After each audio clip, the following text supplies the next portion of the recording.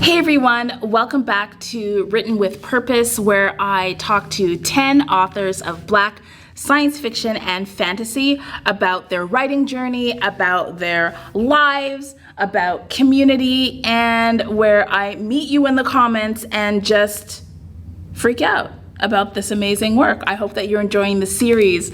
Today, I'm going to be talking with the lovely Liselle Sambury, who is Canadian, who I met at BookNet Fest in 2018, and who I think is just absolutely amazing. Or maybe it's 2019. Anyway, she's absolutely amazing.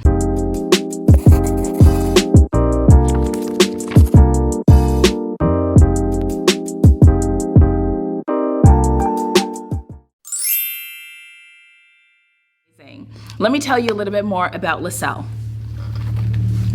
Liselle Sambury is a Trinidadian Canadian author who grew up in Toronto, Ontario, and her brand of writing can be described as messy Black girls in fantasy situations. In her free time, she shares helpful tips for upcoming writers and details of her publishing journey through a YouTube channel dedicated to helping demystify the sometimes complicated business of being an author. Bloodlike Magic is a rich, dark, urban fantasy debut following a teen witch who is given a horrifying task, sacrificing her first love to save her family's magic. The problem is, she's never been in love. She'll have to find the perfect guy before she can kill him. After years of waiting for her calling, a trial every witch must pass in order to come into their powers, the one thing Voya Thomas didn't expect was to fail. When Voya's ancestor gives her an unprecedented second chance to complete her calling, she agrees, and then is horrified when her task is to kill her first love. And this time, failure means every Thomas witch will be stripped of their magic. Voya is determined to save her family's magic no matter the cost. The problem is, Voya has never been in love, so for her to succeed, she'll first have to find the perfect guy, and fast. Fortunately, a genetic matchmaking program has just hit the market. Her plan is to join the program, fall in love, and complete her task before the deadline. What she doesn't count on is being paired with the infuriating Luke. How can she fall in love with a guy who seemingly wants nothing to do with her? With mounting pressure from her family, Voya is caught between her morality and her duty to her bloodline. If she wants to save their heritage and Luke, she'll have to find something her ancestor wants more than blood. And in witchcraft, blood is everything. All right, I have to say, this was definitely a debut that I was looking forward to for an extremely long time. And that is because I got to have an opportunity to actually watch Liselle edit this when we went on our trip in Toronto to just hang out, and you'll see that video somewhere over here. It was a lot of fun, and I just really gained even more respect for Liselle and her work ethic and her worth ethic. Her work ethic and her worth ethic. If you check out her YouTube videos, you'll see her talk about being an author, and she just speaks with such confidence and generosity. I think she's absolutely fantastic. She's also really active on Instagram as well. So enjoy this discussion, and I'll see you in the reflections. Let's just go right to the beginning, because I know you, the people who are going to be watching this video, some will know you, some will be seeing you for the first time. So what, how would you describe yourself? Like if somebody said, who's Liselle Sambury, what would you answer? How do you describe yourself? Oh gosh, I'm a Trinidadian Canadian author. I grew up in Toronto. Now I live in Northern Ontario. I now write full time, which is strange because for so long I defined myself by like my professional career. So I would say I'm a social media professional. And now that's more of a past thing, which is interesting. But yeah, I do that. I also do YouTube. I'm an author tuber. I share my experience online. And yeah, I read a lot not even as a consequence. I think I write as a consequence of reading a lot. And yeah, that's kind of me. I also like to be creative in other ways. I sketch, I paint, I build Lego. I didn't know you build Lego. Yeah, it's fun. I love it. And what else do I do? Sometimes I do random crafts. I knit, I do a little bit of crochet. I love doing little creative things that I can like experiment with and learn how to do. And I'd like to learn how to do punch needling. That's my like next up thing I would love to learn. It seems really meditative. And Yeah. also, yeah, my stereotype is that it takes a long time. Like you really have to kind of commit to it. But Yeah. it's That's the beautiful. impression I get. You said that that writing might be a consequence of how much reading you did and do. So what kind of books did you read growing up, and what kind of books do you enjoy now? When I was growing up, I did read a lot of like fantasy and paranormal. I've had to like, I've been thinking back on it more because I've gotten very nostalgic during quarantine, and I've like been trying to rediscover books that I read when I was a kid and rereading them to kind of see like, oh yeah, I remember loving this, and like, how does this hold up? But Mhm. yeah, like the Darren Shawn series, which was like a boy who becomes a vampire against what he wants. He doesn't really want to be, but he has to be due to circumstances in the book. And it's like, it is a true saga. Like it follows him for many, many years. And it was like a 13 book series. And when I was a kid, that was the longest series I had ever read. But they're like cute little tiny books. Like they're really nice. And I've been rereading some of them and I'm like, this does hold up. I do love this. And I remember too, like in the third book, the love interest was a Black girl. And that was the first time I read in a book as a child, like a Black girl being the love interest. And like she was great and she was funny and she was like quirky and like her family was super nice. And I was just like, oh yeah. So I think reading those books and enjoying those paranormal stories, I think definitely is what kind of prompted me to like the stories I had always thought of in my head to like be like, oh yeah, it would be kind of like cool to write these down. And I ended up writing them down because, you know, I was being bullied at school and it was an outlet for me.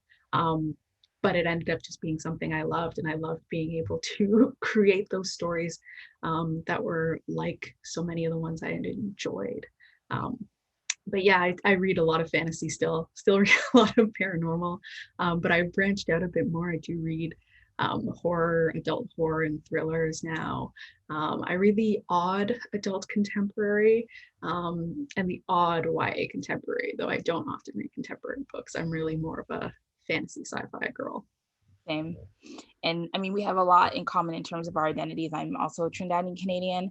And I wonder about like folklore and whether you grew up with any, like with a lot of Trinidadian or Caribbean folk or African folklore, or is that something that you got interested in sort of later on, or is that even something that you're interested in necessarily?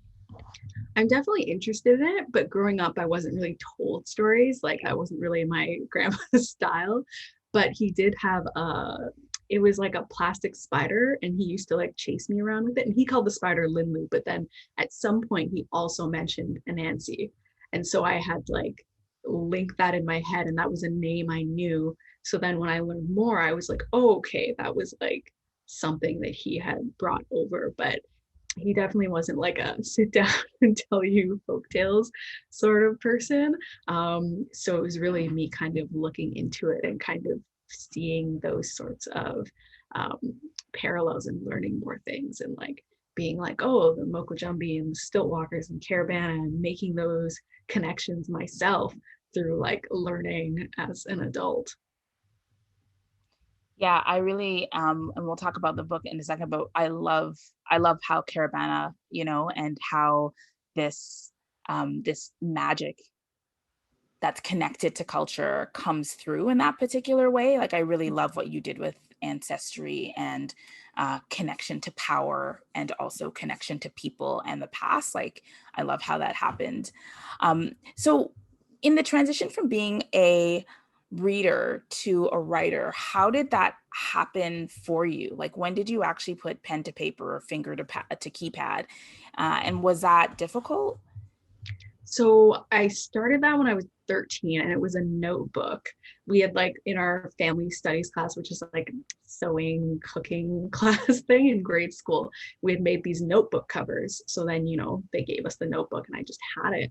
And that actually happened to be the class in which I was being bullied. And I just had it, and I was walking on the way home, and I kind of just thought, maybe I'll just sit down and kind of write out some of the stuff in my head.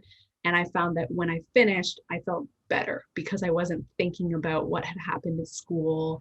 I wasn't thinking about my body, which is what I was being made fun of for. It was really a perfect outlet for me. And I had always had those stories in my head. I just hadn't ever like thought about putting them down on paper. And it was really only once I got to high school where thankfully the bullying ended, but I was so engrossed in the process of writing and like being able to think up my own stories and do that sort of thing that I just started continuing to do it.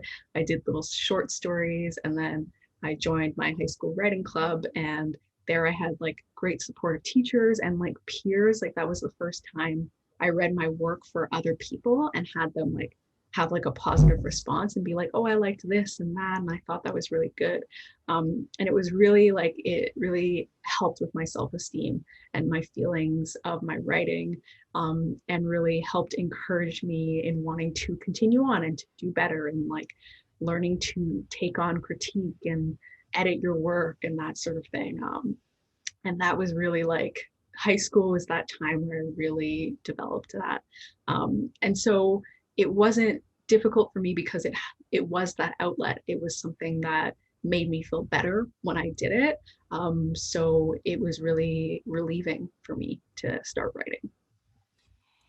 So then in terms of like your channel, so you and I first met at BookNet Fest, and then after BookNet Fest, I learned more about like your channel and keeping in touch and things like that. And I was really interested in the fact that you were willing to share so much of your thoughts and your process of being a writer, getting deals, making pitches, like learn and sharing so much of your just experience about the business of writing. So how did you go from writing? So you've told us a little bit about how you started to write in high school and how it was an outlet for you, got really good feedback from your peers. And of course, there's probably decades from then until now. So how did you get to decide that, you know what, I want to share my experience with the world. I want to do it over the YouTube platform. And what has that experience been like you while you're actually, writing? Yeah. So I was watching AuthorTubers. I had discovered it, and then I was watching different channels, and I was so hungry for that content because I really wanted to hear about people's experiences. I wanted to hear about people's journeys to getting a literary agent when I was trying to get one. I wanted to hear about people's journeys on submission and getting book deals when I was trying to get one. And having all that information and all those experiences was something that was so valuable to me when I was in that process, getting to hear people's stories and all the different things they were doing, because I find like there's some things that people share in public, but often what people are sharing in public are the highlight reels, right? Like they're the best part. And it can be difficult to connect to that sometimes when you're struggling or you're at a point where you're having difficulty in the process. And there were people who are really getting in depth into it in a way that made the experience feel broader. So that you could see the depth of the different types of experiences people were having. And so that was something that I really, really appreciated. So then kind of when I had gotten my book deal, I was like, oh, right, I could like share my own experiences. And I started off on Instagram TV because I didn't know that I could keep up with YouTube. It had seemed really intimidating at the time, like doing all the filming and editing and uploading on YouTube, etc. So I thought I'm going to start on my phone with my little vertical video and put them on Instagram and like see if I can do one video a week on like a consistent basis. And I think especially because I was working in social media, I was very like rigid about those sorts of things. Like I wanted to be very professional with it, and I'm like setting goals and like this is the things I want to do. And after a few months on Instagram TV, I realized I was being consistent, and that I was enjoying it. And I was really liking sharing my experiences and things that I had learned. And so then I thought, okay, now it's time to go to YouTube. I bought myself a camera because I'm excessive like that. Definitely people don't have to start YouTube channels. I just really wanted to, because for me, it was also video production. I was really interested in video production as a process. And I wanted to learn more about that and about editing videos. I'd done some of that in high school, but hadn't really had much of a chance as an adult. And so that was also part of it. So I was getting all the equipment together. And then I just started sharing my journey. And it was definitely a learning process too, because I think when I first got on YouTube, I felt very much like I had to give like pointed advice, like 10 tips for X or like 5 tips for X. And then I realized there was so much more flexibility. I didn't really need to do that. I could share so many different parts of my experience. Like I could share my journey through writing vlogs. And I could just talk about specific topics that I thought would resonate with people or that people would be interested in, but that also that I was interested in. And that was kind of just how that process got going. As for like, I guess how it affects my writing, I find that pretty much my writing will generally inform the content that I end up kind of making. Because sometimes I have writing vlogs where I'm like, I've had some recently where I was working on an adult horror, and then I finished it, and then I was like, you know what, I actually hate it. And then I was like, wait, no, maybe I can fix it. And then I tried to fix it and I couldn't fix it. And I was like, nope, I'm giving up. But that was all just part of the process. Like I just documented all of that as it went. And so it was like, maybe I'll finish this, maybe I won't. But that's kind of how I go about with my content. And if I hear of a topic that I'm like, oh, that's interesting, I would love to talk more about that. Or I think back to an experience that I had and I'm like, you know what, I'd like to discuss that more openly. And it's really just like as things come up in my like writer career, author career, that's kind of ends up being the content that I put out there. Well, thank you for doing it. Because I feel like it just creates, I feel this way about Black Author Tube, because I think that for a lot of people, and I'm speaking about myself, but not exactly, but I think for a lot of people, you need to see it before you can believe that you can actually do it. And a lot of Black writers or novice Black writers or aspiring Black writers who are younger might not have a lot of like role models of people they can just actually watch while they're in the process. And I think we're getting a little bit more of that on AuthorTube, and certainly on the crossover Booktube channels as well.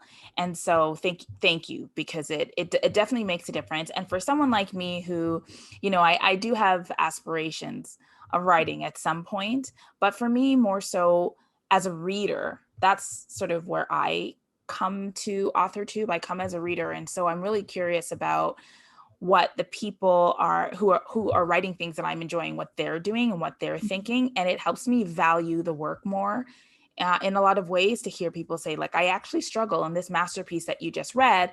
I'm really proud of it, but it took me a lot to get there, or my favorite parts were cut out. And so yeah, I really appreciate that you continue to share that journey and that you're very honest about it and upfront. And I just like that transparency and authenticity really matters. So thank you for doing that. Well, thank you. So let's talk a little bit about Bloodlike Magic. And I feel like I feel like I'm so proud of you. I remember when you first talked about the book, and you gave like just very basic, you know, sort of sketches of what the book was about. I was super excited.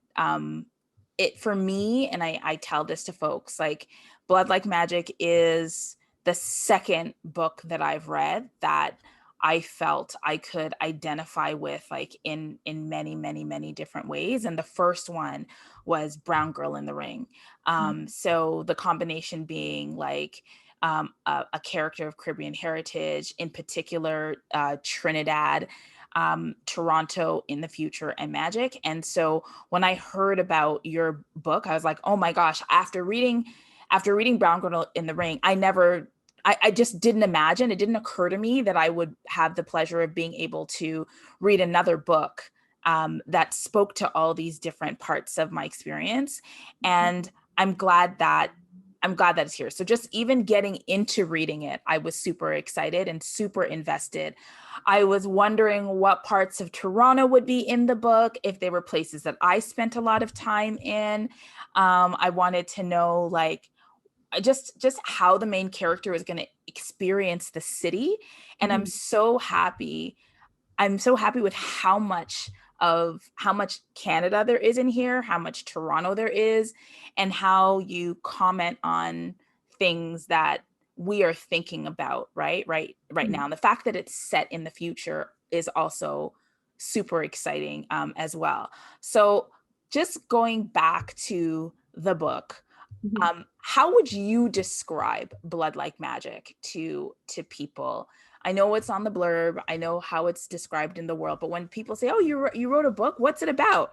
What's your typical response? I always say a family of Black witches living in a near future Toronto. And then 16-year-old Voya Thomas, who's given this impossible task of either killing her first love or losing her family's magic forever. That's definitely like my encompassing pitch. And it's interesting because there's a lot of different things happening in the book. Yeah. And so like that's kind of my like, okay, I'm encapsulating the big stakes and I'm encapsulating the family and the setting, which I think are like huge parts of the book.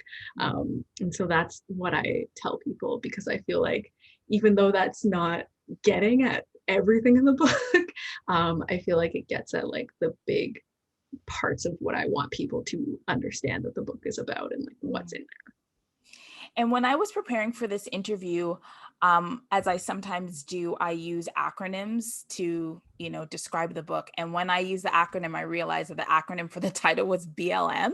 And I was wondering, was that on purpose, or did that just happen to be? So my editor came up with the title, and I have no idea if it was on purpose or not, because I also only realized belatedly, like after we had announced the book and that sort of thing, because I think I was texting something to someone and I didn't want to write the full title. And so then I'd written that and I was like, oh wait, hold up. So yeah, I don't know if that was on purpose or not. I like it. I like the going together of it. I just never use hashtag BLM to talk about my book. Yeah. Make sure I'm not getting in that space. But yeah, it's interesting. I don't know if it was on purpose. And so, like, who did you write this for? So, like, who did you have in mind when you were writing it? Was it just an idea that you wanted to do for yourself with the hopes that others would pick up on it, or were you filling a particular gap that you felt? What was your reason for writing this story? I really felt like it was something that I wanted to see more of. When I read The Bells by Don McLean, that was like the first time I was like, oh, like we can do this.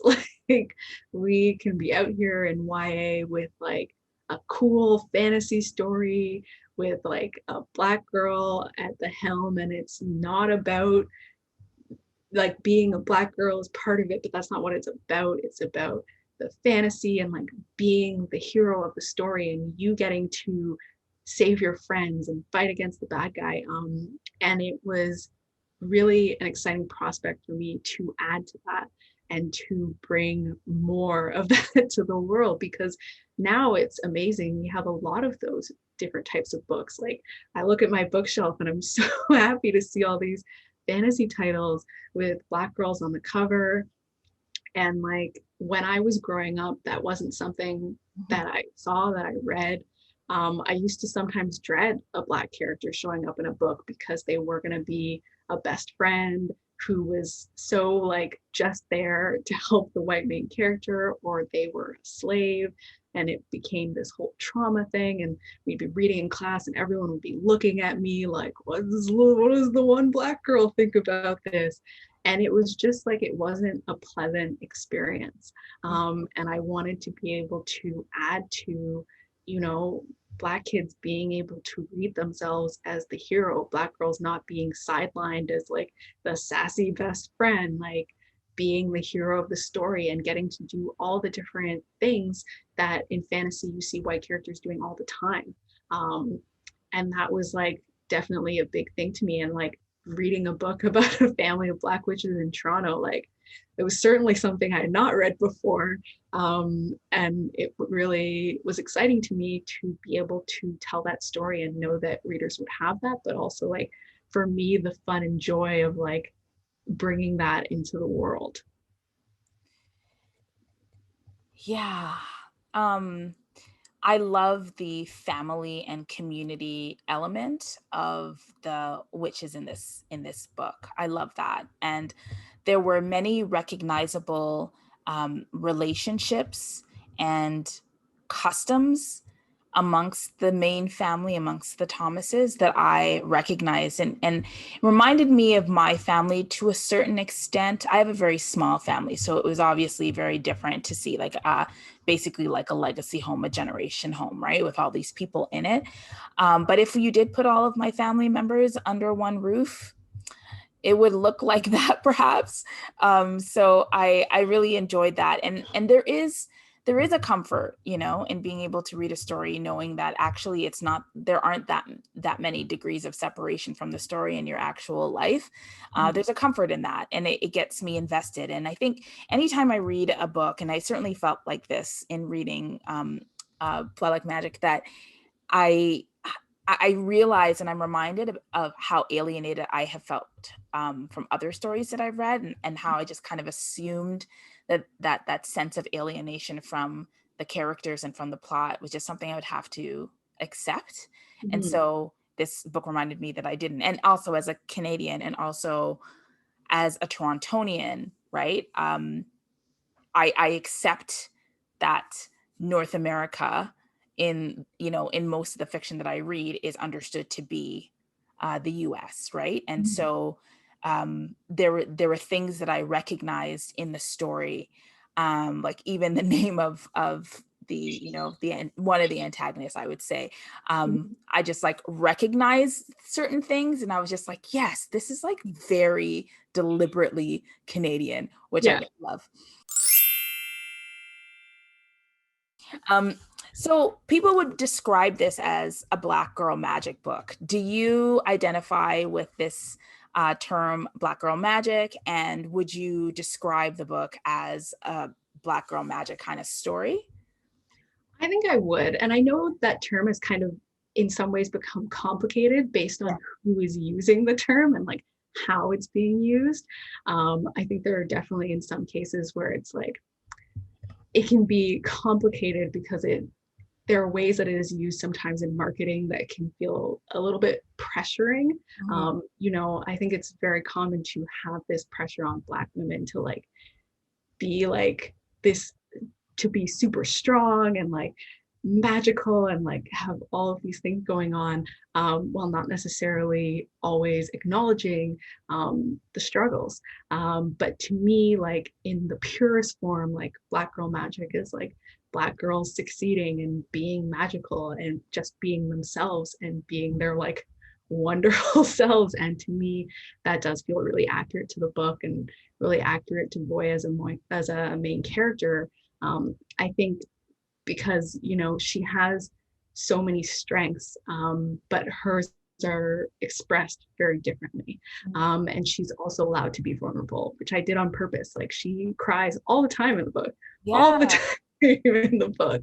And to me, that's important because she's still seen, you know, even when she can't see it herself, by family members as being like a strong pillar of the family.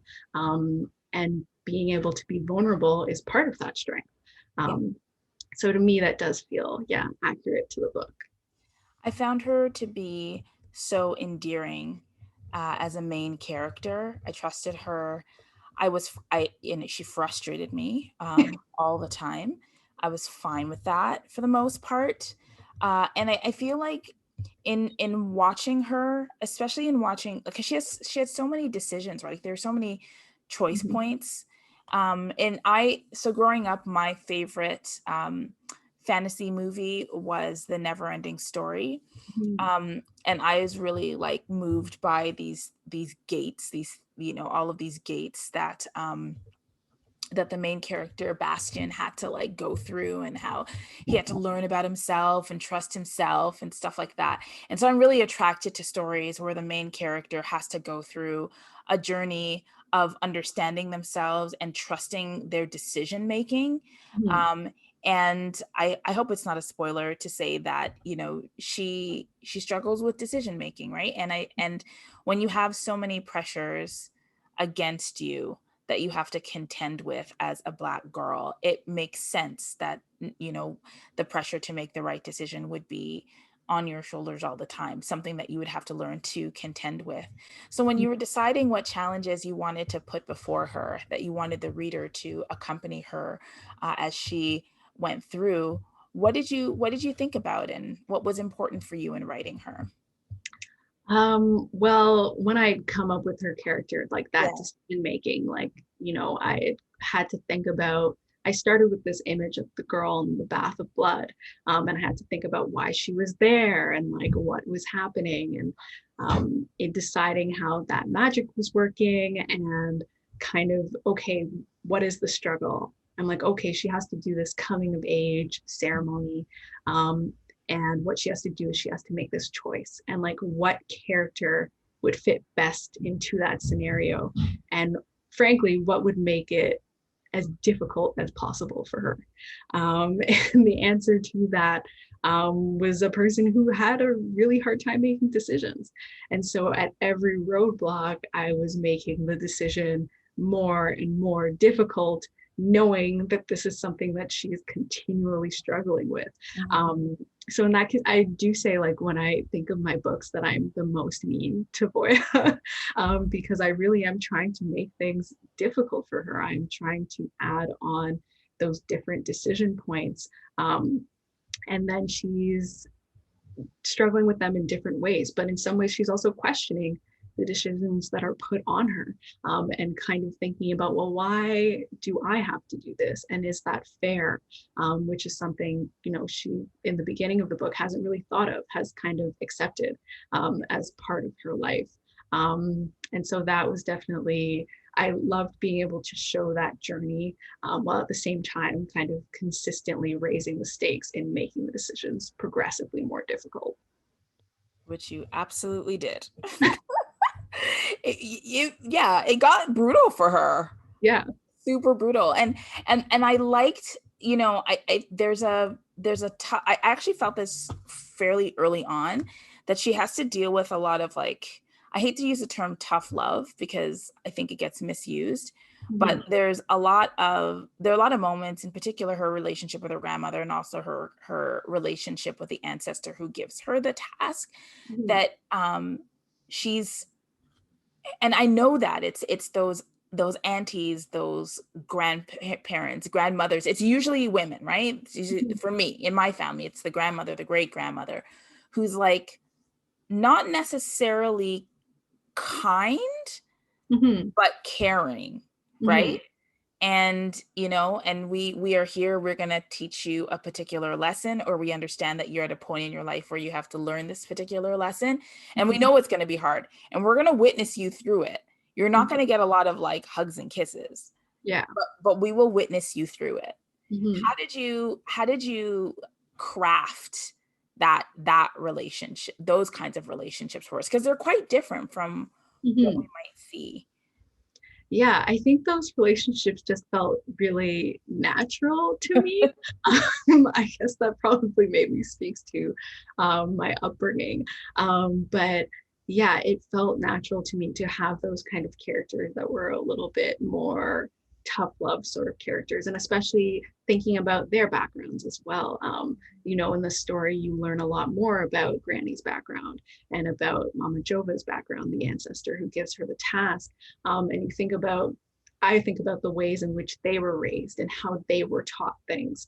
And it feels natural that they would kind of pass down this sort of tough love, but also for them internally, they're doing it in a much kinder way than they were ever taught.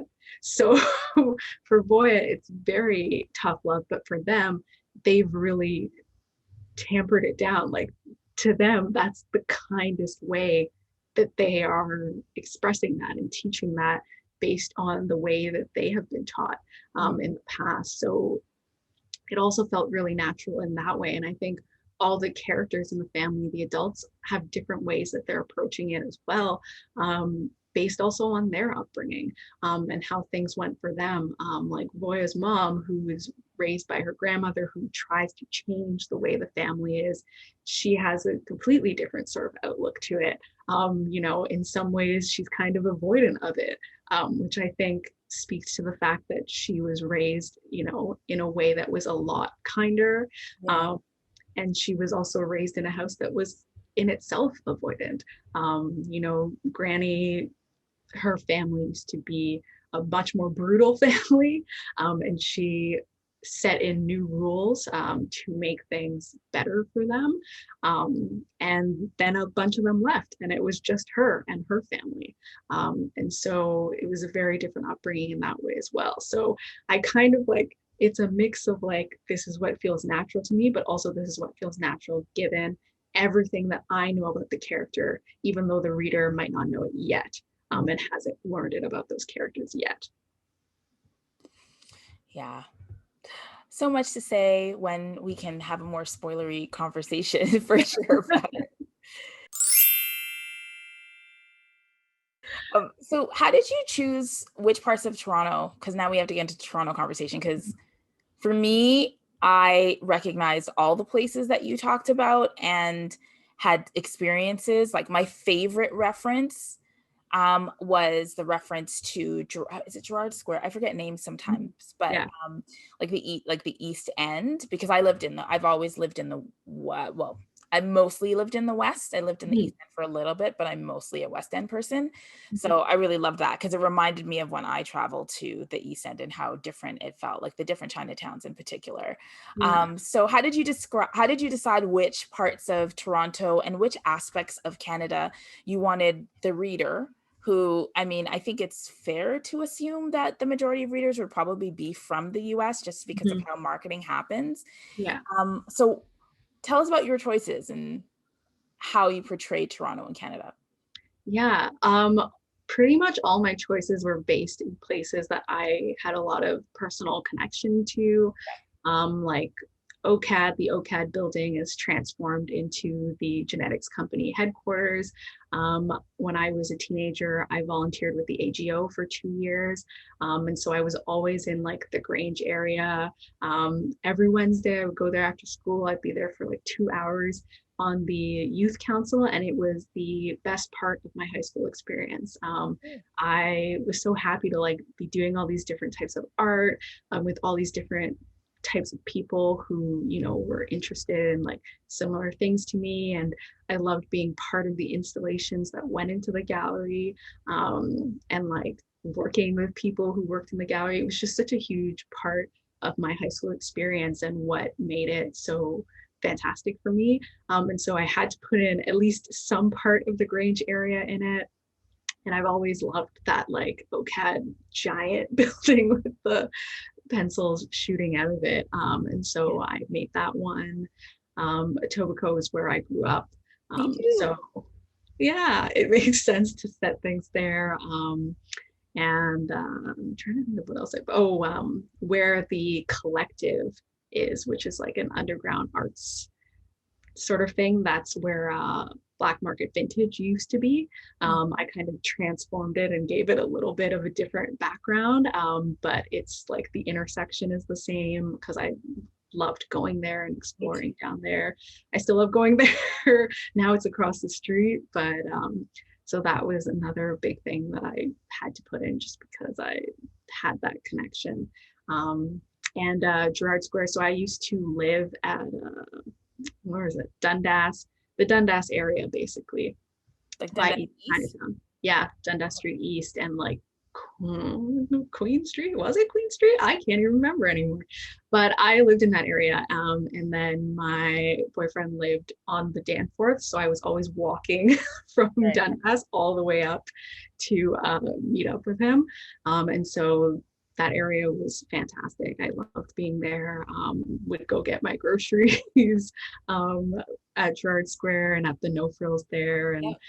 so it was all like places that I had personal connections to and that I had been into the city and that like had special memories for me. And I put those in because I was like, these are special to me. And then just kind of tried to make sure I described them and that I brought something new and interesting to them that could be shared with readers that wouldn't be familiar with those areas. But yeah, it's mostly it's a lot of self-service in that way.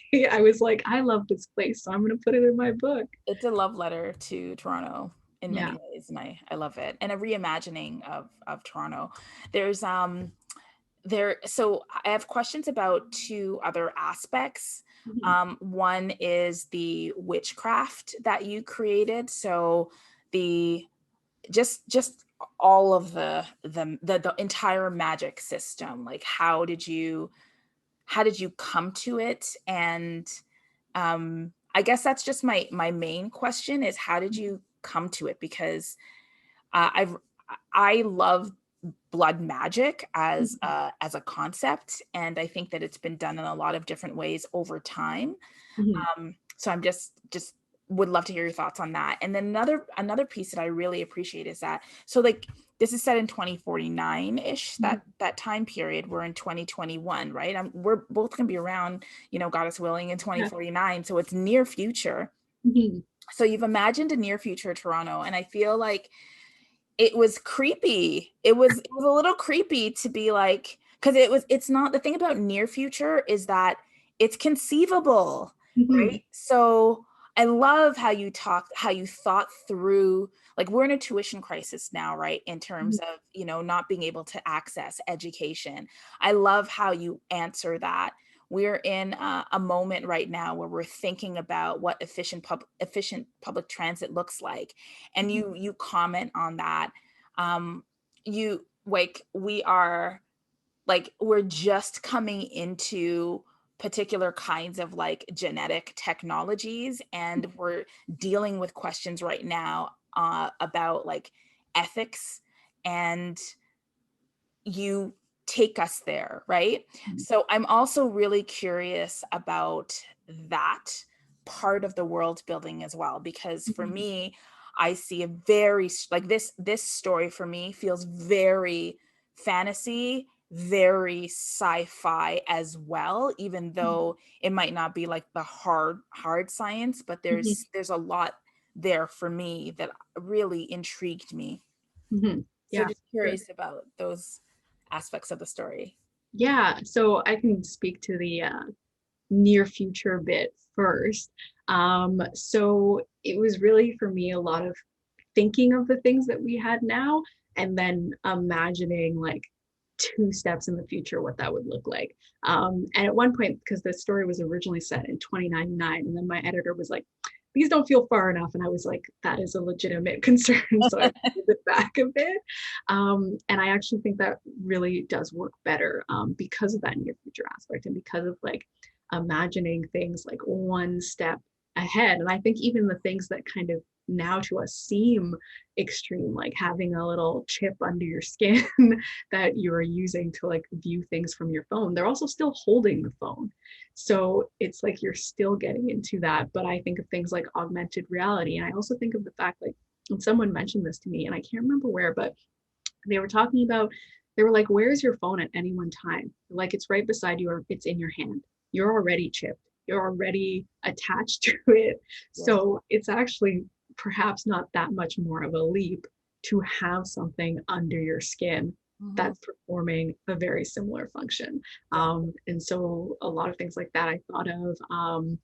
Also like the same thing with the genetics thing. So I talk about, medically transitioning in the future. And that process is a process that they're now doing to mice. And I've hopped it forward for the future that it's something viable for people. So I really did try to find things that we already had and just like bump it forward for that reason. So it feels like it's something conceivable, especially things like, an automated streetcar or a subway, things like as we advance, this is something that's very viable that could definitely happen. So that was definitely how I thought of things in the future. And some things were a bigger leap. I'm like, we'll see how genetics go. It's like, that's the biggest leap, I think, in the book. But I think a lot of the things are very close to what we already had, which is what I really worked on.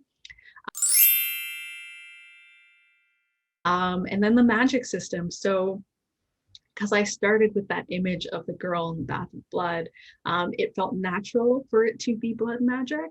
And I knew that I wanted to make it up from scratch. I didn't want to take anything existing and like try and shift it, because I really just felt like I wasn't close enough to what would already be existing. To me, it felt like it would end up being kind of appropriative-y.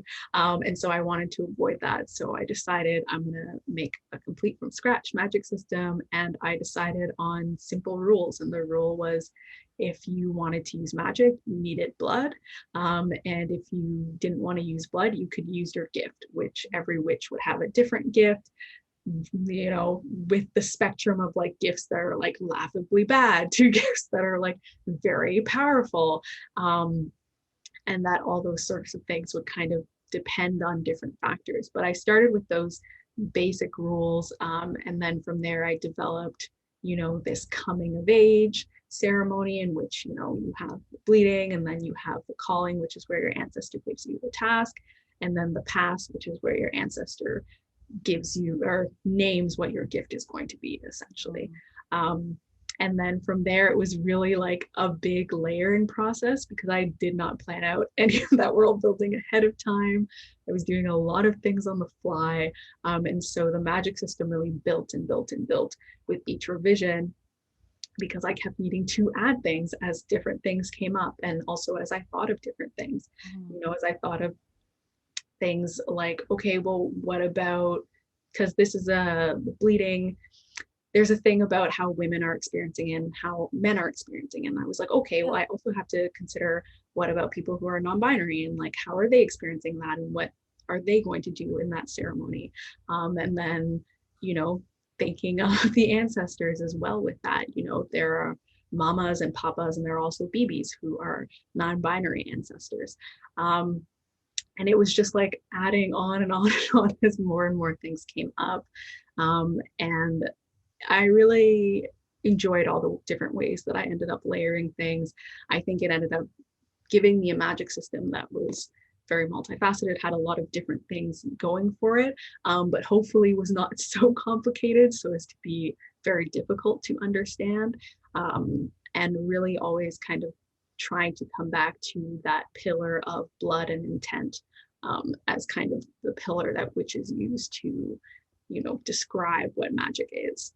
So yeah, it was definitely a big building layering process doing that magic system. And then my final thing that I had to make sure that I did was I needed to join the technology and the magic together in a way that they couldn't be separated. Because I was very paranoid that if I submitted it to literary agents or publishers, that they would say, well, why don't we just take the sci-fi out and just let it be an urban fantasy? And I didn't want that to happen to me. And so I thought I have to link these together so hardcore that no one can like take them apart from each other without ruining the story, to make sure that I could keep both. So that was also another layer that ended up coming together. And I think it worked really well for the genre blend, because it ended up being truly a blend. Like, it wasn't kind of two weird things smushed together. They were really linked to each other, and one couldn't really be without the other. Yeah, and it was seamless, and I love that. Very much love that about it. And I'm glad that you talked about your thinking in terms of gender inclusion, because one of the things that I struggle with as a Black queer reader is how few, I mean, we're getting better now, Mhm. but how few stories just across the board written by Black writers don't contemplate the fact that we are queer, we are trans, we are non-binary, we're differently abled, we're neurodivergent, and like I feel like in those particular areas we have a really, really hard time being open and being courageous enough to integrate characters who have these identities in a way that's not like a billboard, like, and here's the queer character and this person's non-binary, right? Or like whatever, this person's ace, or like, you know, and you have characters who first of all, I love that you don't just have one character who is, you know, part of the spectrum of gender. You have a number of places where you think about that and you introduce the reader to it, and it's seamlessly done, which I really appreciated. And a couple of times when I saw that, I had to read the line over to be like, oh wait, is this just what happened? And I also love that like your cis, there's a moment where a cis character literally teaches the reader how to be more gender inclusive Mhm. by like you expose us to her thinking.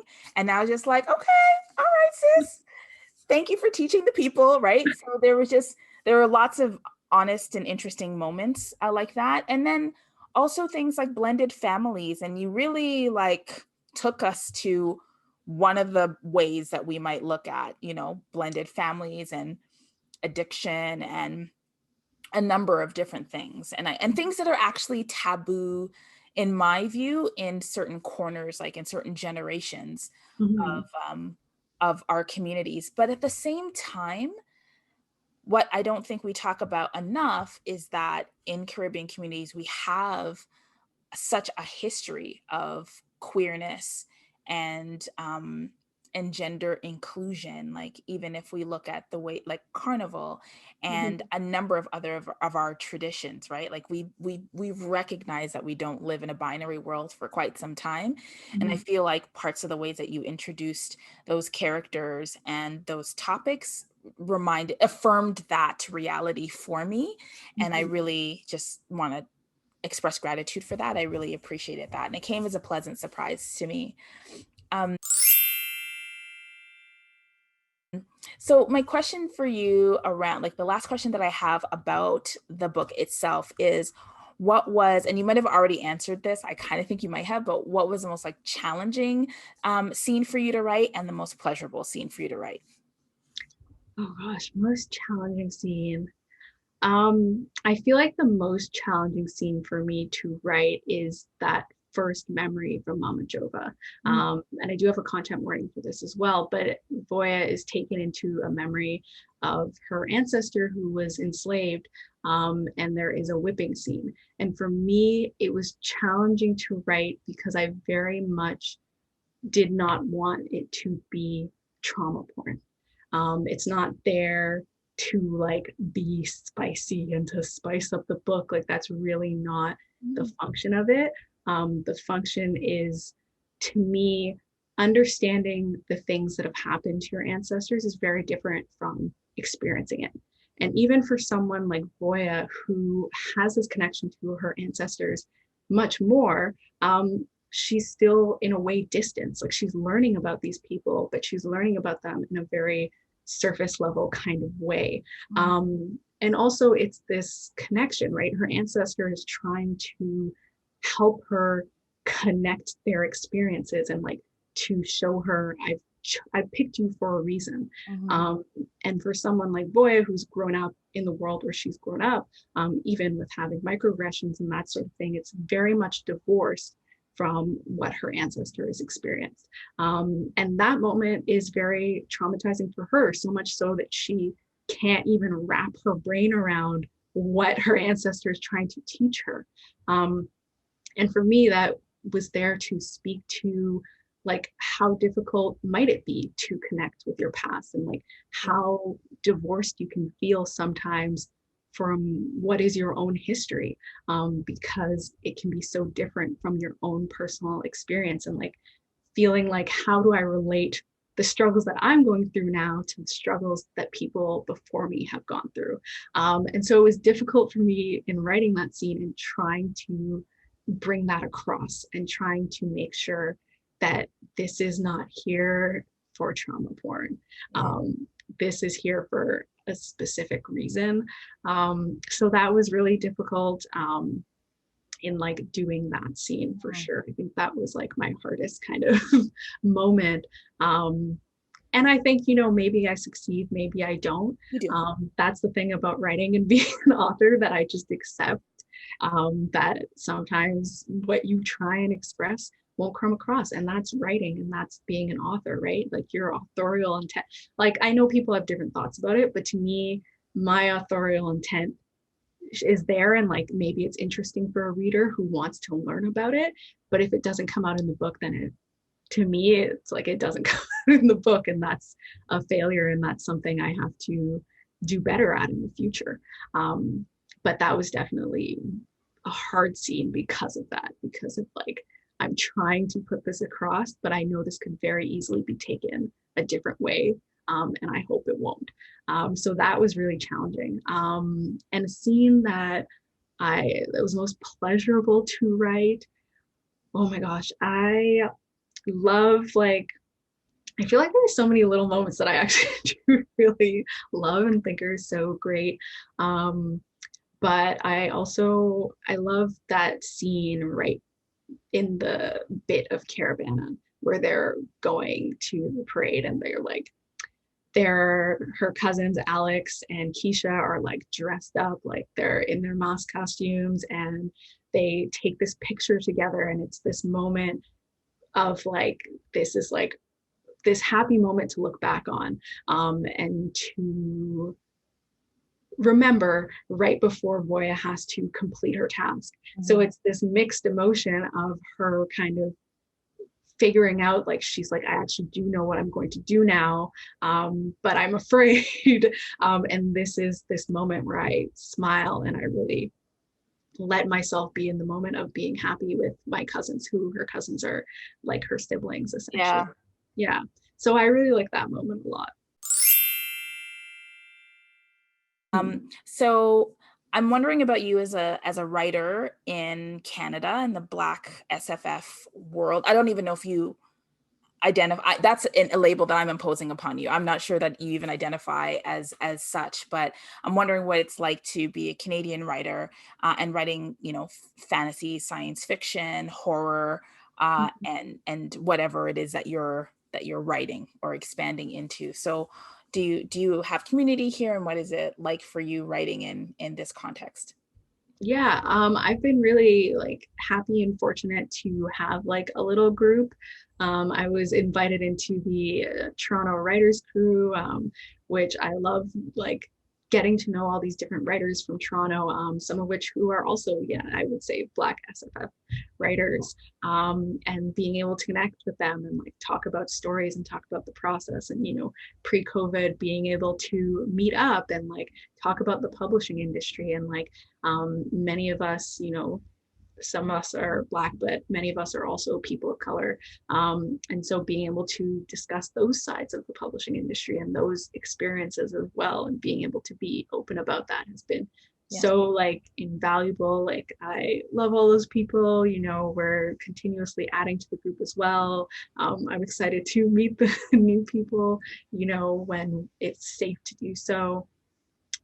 That's been really, really helpful to me. And like, it's been great to come up with those people. Like, you know, a lot of us were unagented at the time that I joined the group. And like, as we've like gotten agents and like gotten book deals and like been at different stages, and getting to like cheer people on. And like, it's been really exciting. Yeah. I'm really happy to hear that. As a reader, very happy to hear that. And I'm imagining what it will be like for you guys to just like hang out in, when things are safer. So that's Yeah. really cool. And also, I'm also thinking about seeing all of you on camera together, talking and chatting and sharing, which is Yeah. exciting to me. What's next for you, and what can your fans, look forward to? Yeah, so next up is the sequel to Bloodlike Magic. That's going to be coming next year, I believe around the same time, though we haven't confirmed it yet. I'm very excited about that. I'm working on that right now. And it's so interesting because, there's that second book syndrome, and like people are like writing sequels is very, very hard. And I was really worried about getting into it, but I've actually had a really good process, and I'm very, very proud of the book and how the book is coming together. And I think it's going to be at least to me, it's going to be a very worthy sequel, and series ender as well for the book. So I'm really excited for people to read that come next year. And then the year after that, in 2023, Butcher Birds will be coming out, which is my psychological suspense thriller horror book. It's set in Northern Ontario, which I now live. It's about a girl and her single mother who inherit a mansion that turns out to be not as idyllic as it might seem. And her mother is hiding a lot of secrets from her. And then we have an alternate timeline in the future in which a budding investigative journalist is trying to find out what happened to her. So yeah, that one's really fun. I'm so excited for that one. It has the pillars of like family and like dark fantasy elements that are in Bloodlike Magic, but it also has a very different tone. And it's very intimate and very cerebral, and it's very concentrated because it's a family of two, the mother and the daughter. So yeah, I'm super excited for people to read that one as well. I'm ready for that. So as a child, I just say that because I shouldn't have been reading these as a child, but I used to read a lot of V.C. Andrews as a child. And so like big mansions, and like country and family secrets and all the drama that comes with V.C. Andrews writing. I've never read a story like that. And certainly not set in Northern Ontario. And I love Northern Ontario. And there's like a lot of open space for a lot of secrets to just be. Yeah. So, so I'm very much looking forward to that. And congratulations for your book deals and for the success of Bloodlike Magic. And also thank you very much for just spending time talking to me. And I was talking to some Booktube friends real life friends who I met on Booktube earlier today before this interview.